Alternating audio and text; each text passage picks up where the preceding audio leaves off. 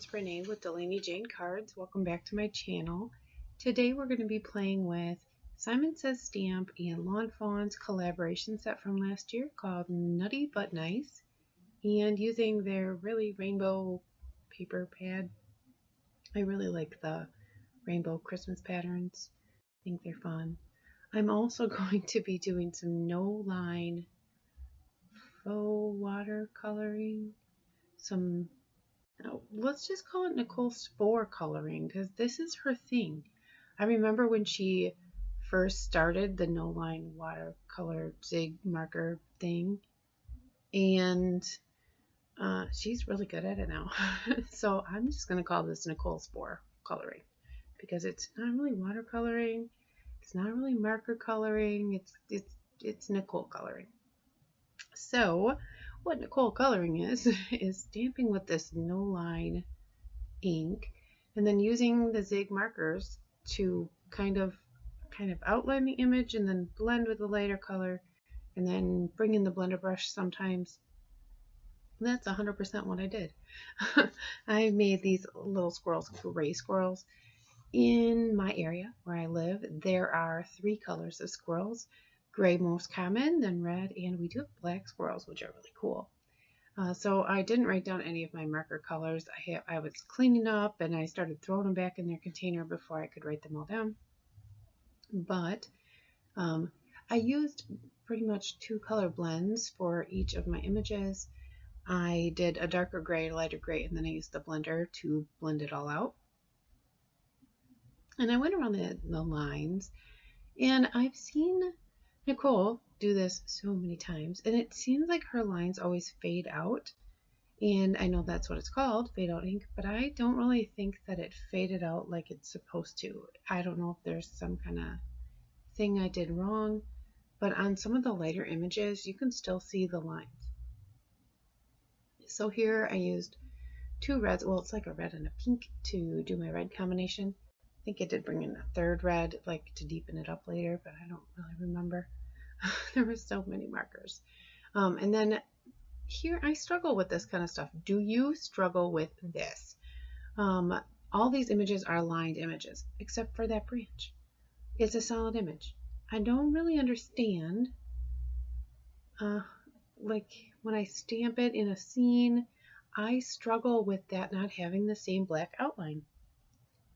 And I don't know, like I feel like all solid stamp sets should have all solid stamps and all line sets should have all lines. Just think it looks a little weird to have like line drawn squirrels running on a colored stamped tree. So I thought that's why this technique would work well here. It's okay. Like I said, the lines didn't fade out all the way. So I don't know. I mean, it could probably have been better. This isn't very, I haven't tried this very many times, this Nichol coloring stuff. Oh, and then you just seen I have a little person there helping me. There's always a little person helping me. I used a silver gel pen to do the tops of the ornaments. And then I used my Copic 0.5 multi-liner to like go in and put the noses and the mouths and the eyes on the squirrels, because I thought the stuff was going to fade out all the way, but it didn't.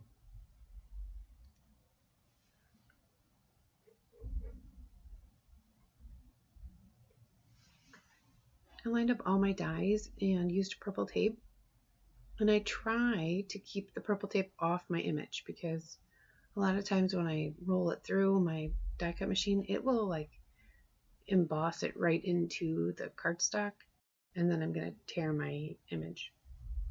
I know that like micro pour tape was really popular for a while, and then all of a sudden everybody was on this purple tape bandwagon. I've had this roll of purple tape for a long time already. I'm still not sold.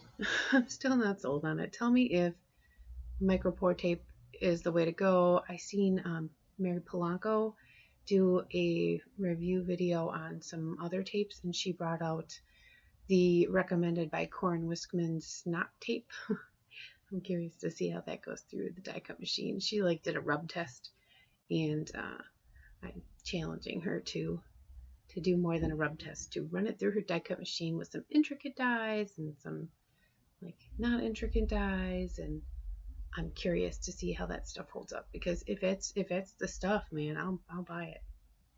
So here I was laying everything out. I used this pink and main die here to make my little scene panel. I thought it would be kind of neat. I guess if I was to do this over, I would have cut it out of a few pieces of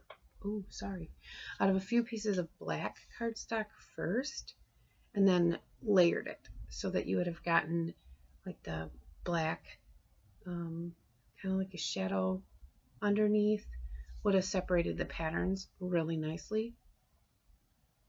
But it is what it is. The patterns do go together well. They came out of the same 6x6. Lawn Fawn's really good about that, the coordinating stuff. And here, this is the first time I pulled this out. This is a Marvy snow marker. Okay, so don't use it on water-based markers, like products.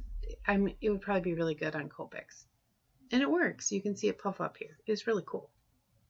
But it kind of picked up the brown. So the snow is not supposed to be brown. It doesn't look super brown here, but it does. As it cools down, it starts to look like a little brown. So I do fix that. And there's these little like dots. They're supposed to be like the strings. What I should have done, what I think you should do, is just draw a little pencil line where your branch is going to be, and then stamp these on there, and then put the branch over top, because the branch is thick and it's hard to stamp this tiny little detailed line there. See, I had to use a post-it sticky note to like keep it from going on the branch, and then I used the Marvy marker thing, so there's like dimension. And anyway, do as I say and not as I do. Draw a little pencil line where your thing is going to go, and then stamp your strings. It would have just been way easier. This is definitely a one-off card. I'm not making multiple of these because this one is so full of mistakes and trial and error, which is super cool about card making. Is you're really only working with this like 4.5 by 5.5 by 4.25 inch piece of paper. That's not a lot of paper if you're going to screw something up. You know, I mean, you can fix pretty much anything, but if you do end up throwing it in the trash because, well, something didn't work or something went just terribly wrong, it's not that big of a deal. Like, it's a quarter sheet of paper. So here I'm putting the sentiment on. The thought is that this little squirrel is standing on these sentiment strips, hanging or taking down the acorn. And the little guy up above is running to either help him or discourage him from taking his acorn. I'm not quite sure. You tell me, do you think he's helping him or do you think he's stealing? I just thought it was kind of cute. It was play on the nutty for nice. Like one was naughty and one was nice. One is stealing it. The other is like, wait, that's my nut. So I trimmed my little panels there to like the edge of the die. I don't know if I would have done that in the future either. I might have just left them overhang. And then I picked this pattern paper in the background that has like all them colored trees. Like it's this fun, like whimsical forest. And I just thought that was really cool. And then I used the same blue paper that I used for my sentiment to mat my panel there. Very Christy Roiling from Christy Gets Crafty here with all the pattern papers. I love her channel and definitely enjoy watching her put pattern paper together like she does. She's a master. So this is my little cute little card. I need a lot more practice with the ink on 3 fade out ink, but I don't think it's a bad first time, well, it's not really a first time, bad practice time. I think I tried. And I think if you try, it's awesome too. So like I said, I had that Marby marker was kind of picking up the brown, and I think this is about when I noticed. So I used the Blizzard, Snow Blizzard Nouveau drops, whatever that one is, and I put it over top. Now here, I live in Wisconsin, and we get snow, and then it gets really cold, and you get that crisp, like ice layer on the snow. If you live in a place where there's snow, you understand. And it's like the most beautiful, shiny, glittery surface, and it makes everything just sparkle. And that's what I was going for there. I figured I could hide the little brown snow with some sparkle, because sparkle fixes everything. Here's some still shots of my card, starting with the little squirrel running on the branch here. And you can't really tell that the snow is brown, but isn't he cute running up there? I think he's just the most adorable. He's so cute. This set is really adorable. If you have any of the squirrel sets from Lawn Fawn, I mean, come on. And then here are the ornaments. You can see on that yellow one where the line didn't fade out all the way. And I'm not sure why. So the little squirrel at the bottom, I don't know if he's nutty or is he nice. You tell me, what do you think? Thank you for stopping by. I appreciate you joining me in another video on my Christmas series this year. And as always, give cards generously. Bye.